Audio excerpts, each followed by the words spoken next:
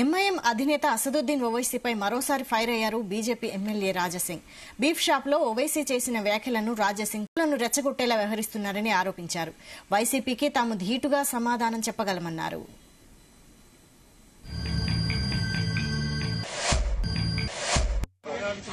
Rehan beef shop जिंदाबाद। पहले से भाई सलाम काटते रहो आप। रेहान बीफ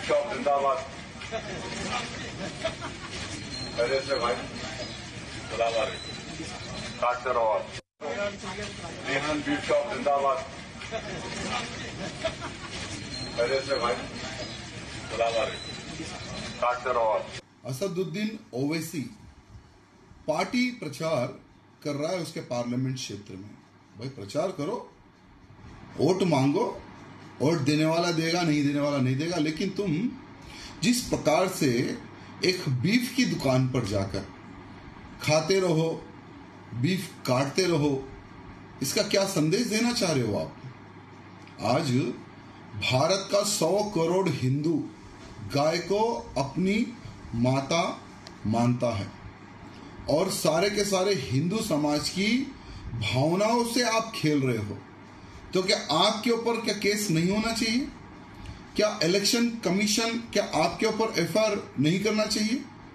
जब दूसरे लोग अगर थोड़ा सा मूवमेंट भी अगर लेते हैं तो उनके ऊपर आरोपों की बौछार कर देते हो।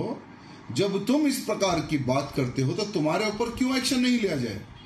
अगर जो काम आपने आज किया है, अगर वही काम अगर हम किसी वाल्मीकि भाई के दुकान पर जाकर, जहां पर हमारे वाल्मीकि भाई सुअर काटते हैं, बेचते हैं, अगर वहां जाकर अगर हम कहें तो काटते रहो और ओवैसी जैसे गद्दारों को खिलाते रहो, तो क्या तुम चुप बैठोगे? चुप बैठोगे तुम तो सारी की सारी मीडिया में छाती पीटते रहोगे। तो असदुद्दीन ओवैसी साहब, पार्टी प्रचार करो। अगर इस प्रकार के बातें बोलकर आप हमें भड़काने का प्रयत्न करोगे तो नुकसान तुम्हारा ही होगा, याद रखना।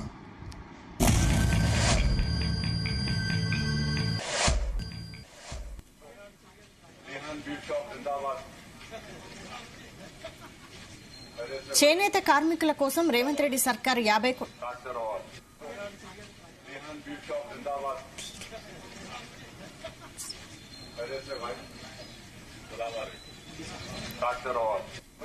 ఇదే అంశంపై మరింత సమాచారం మా ప్రతినిధి శ్రీచరణ్ అందిస్తారు. శ్రీచరణ్. వైశాలి, నిన్న హైదరాబాద్ పార్లమెంట్ ఎంఐఎం అభ్యర్థి అసదుద్దీన్ ఓవైసీ నిన్న ప్రచారంలో భాగంగా నిన్న ఆయన ఓల్డ్ సిటీ మొత్తం కూడా ప్రచారం చేస్తున్నారు. ఆ ప్రచార నేపథ్యంలో ఆయన నిన్న ఒక బీఫ్ షాప్ వెళ్లి అక్కడ ఆ బీఫ్ షాప్ లో ఎవరైతే పనిచేస్తున్నారో ఆ వర్కర్స్ దగ్గరికి వెళ్లి ఆ బీఫ్ కాట్కే రహో అని చెప్పేసి అనడం కూడా ఇప్పుడు ప్రస్తుతం సోషల్ మీడియాలో ఆ వీడియో చాలా వైరల్ గా మారింది. దేశవ్యాప్తంగా కూడా ఆయన ఆ క్యాంపెయినింగ్ లో భాగంగా అన్ని షాపులతో పాటు ప్రజలందరినీ కలుస్తూ కూడా ఆయన విస్తృతంగా ప్రచారం చేపట్టారు. అయితే ఆయన మైక్ లో మాట్లాడుతూ మీరు బీఫ్ ని కట్ చేస్తూనే ఉండండి అని కూడా అనడం కూడా చాలా వివాదాస్పదమైంది. ఇప్పుడు దానికి కౌంటర్ గా గోచామాల్ ఎమ్మెల్యే రాజాసింగ్ కూడా ఆయనకి గట్టిగా కౌంటర్ ఇచ్చారు. దేశంలోని 100 కోట్ల మంది హిందువులు గోమాతను ఒక తల్లిగా భావిస్తారని, ఆ గోమాతని నువ్వు ఎలా కట్ చేయాలి, ఎలా కట్ చేసి తినాలి అని నువ్వు ఎలా అంటావు ప్రచారంలో అని కూడా, హిందువుల మనోభావాలు దెబ్బతీస్తున్నావు నువ్వు అని కూడా రాజాసింగ్ ఆయనకి ఓవైసీకి కౌంటర్ ఇచ్చారు. 100 కోట్ల మంది హిందువుల మనోభావాలు దెబ్బతీస్తూ మేము హిందూ మతస్థులందరూ కూడా గోమాతని ఒక తల్లిలా భావిస్తారు, నీ పైన ఎలక్షన్ కమిషన్ ఎందుకు యాక్షన్ తీసుకోకూడదు, నీ పైన ఎందుకు కేసు పెట్టకూడదు అని కూడా ఆయన కౌంటర్ ఇచ్చారు.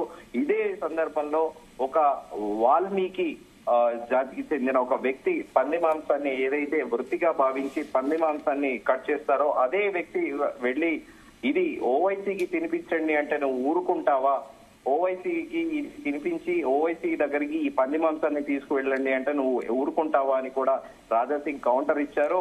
సో ఇప్పుడు హైదరాబాద్ పార్లమెంట్ కాన్స్టిట్యున్సీలో ప్రస్తుతం క్యాంపెయినింగ్ చాలా హోరుగా నడుస్తుందని మనం చెప్పుకోవాలి. అటు మాధవిలత కూడా ఓవైసీ పైన తీవ్ర స్థాయిలో ఫైర్ అవుతున్నారు.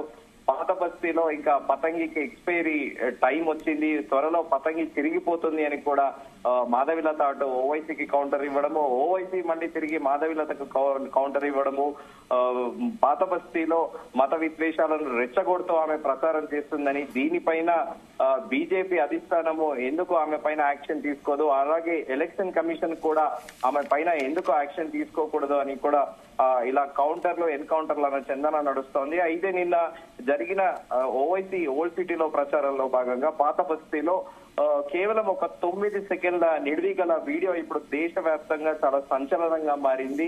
ఆయన దాంట్లో బీఫ్ ని కట్ చేస్తూనే ఉండండి అని అనడము, ఇటు హిందువుల మనోభావాలు దెబ్బతిన్నాయి అని చెప్పి రాజాసింగ్ కౌంటర్ ఇవ్వడము, ఇప్పుడంతా కూడా కాస్త గజిబిజిగా ఉందని చెప్పుకోవాలి. ఎందుకంటే రాజాసింగ్ చాలా తీవ్ర స్థాయిలో ఫైర్ అయ్యారు ఓవైసీ పైన.